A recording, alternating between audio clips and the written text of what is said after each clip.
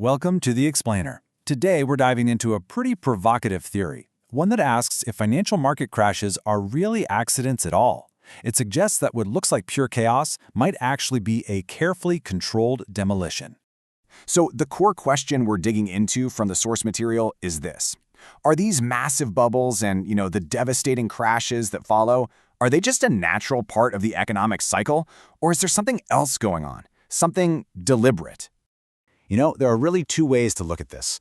On one side, you've got the classic view, from guys like Benjamin Graham. He saw the market as this big pendulum, just swinging back and forth between collective human fear and greed. Totally natural, right? But the theory we're exploring today paints a completely different picture. It says these crashes aren't natural at all. They're engineered events, like someone is intentionally pulling a lever. Okay, so if a crash is engineered, how would you even do that? How could anyone have that much power? Well, according to the source, it all boils down to one single incredibly powerful tool, the interest rate. Think of it like this. When interest rates are low, it's like a central bank has opened a fire hydrant of cheap money. Debt is easy to get, so people and companies borrow like crazy to buy houses, stocks, you name it. That's what inflates the bubble. But when they decide to hike rates, it's like they slam that fire hydrant shut and start sucking the water back out of the system. Suddenly, all that debt gets super expensive and pop. Now, the argument here is that this isn't just some abstract idea. It's a pattern, a script, really, that has been played out over and over and over again throughout modern history. And when you look at the timeline presented here, you see some of the biggest financial disasters in history. The Panic of 1837, the Great Depression, the dot-com bust, the 2008 meltdown, and even the boom that followed the pandemic. The theory is that each of these are not unique events. They're just different versions of the exact same play. So let's start with the big one, right? 1929, the Great Depression. Back in the roaring 20s, it felt like the party would never stop. Everyone was piling into the stock market, and a lot of them were doing it with borrowed money, what we call buying on margin. And here's that playbook again, laid out clear as day. Step 1, make money super cheap. Just flood the system with low interest rates. Step 2, wait. Let everyone get greedy, get leveraged up to their eyeballs. Step 3, pull the rug out. Hike interest rates and make all that debt impossible to pay back. Simple and devastating. In the result, look at that number. The Dow Jones, it didn't just dip, it collapsed. It lost 90% of its value. Just try to imagine that for a second. Your entire portfolio, everything you've saved, is now worth 10 cents on the dollar. Okay, let's jump forward about 70 years. The year is 2000, the dot-com bubble. This time, the frenzy isn't about industrial stocks, it's all about these new internet companies. But the source argues, the script, it's exactly the same. And look, there it is again, the same 3 steps. First, easy money pours into anything with a .com at the end of its name.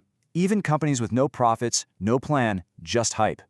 Then, after that speculative fever hits its peak, the Fed hikes rates. Not once, but 6 times in a row. It's the same pattern, just a different bubble. But here's the part that's just brutal. The aftermath. It wasn't a quick V-shaped recovery. It took the Nasdaq 17 years just to climb back to where it was before the crash. 17 years of going nowhere. That's an entire generation of investors whose wealth was just erased. Okay, this is where it gets really interesting, because it begs the biggest question of all. Why? If these crashes really are engineered, what's the motive? Why would anyone want to just burn it all to the ground? The source we're looking at uses this really powerful analogy of a farmer. The idea is, it's not about destroying everything. It's about targeting the diligent farmer. The newly rich, the people who are building wealth and moving up in the world outside of the established power structure. They've built their own success, filled their own barn, and the theory goes, the elites can't have that. And that gets us to the core conflict, the alleged why behind all this. You've got 2 groups with totally opposite goals. The newly rich want to climb the ladder, to build new wealth. But the established elites, their goal is to maintain control of the system. And according to this theory, when the newly rich become too successful, a crash is triggered. It's a system reset that kicks the ladder out from under them.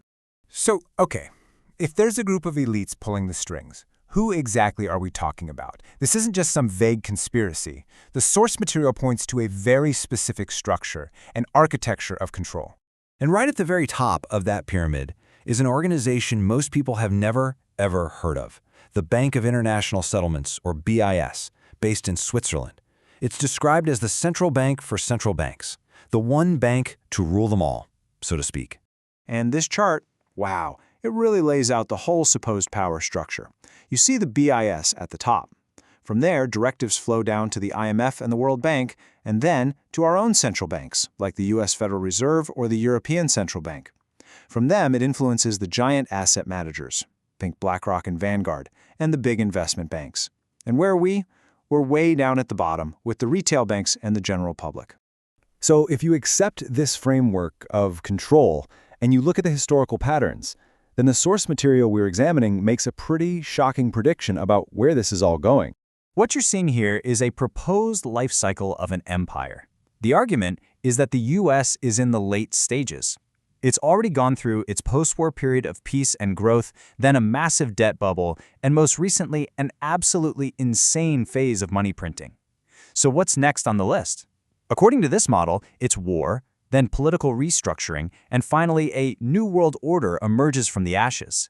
And just to put that money printing phase into perspective, look at this number, 40%. The claim is that 40% of all US dollars that have ever existed were created during the pandemic. The source we're looking at argues that this massive wealth transfer wasn't a side effect of the lockdowns, it was the entire point.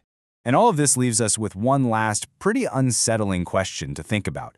If history really is a script, if these massive cycles of boom and bust aren't random at all, are we all just actors in a play where the ending has already been decided? And maybe more importantly, is there any way to change the script?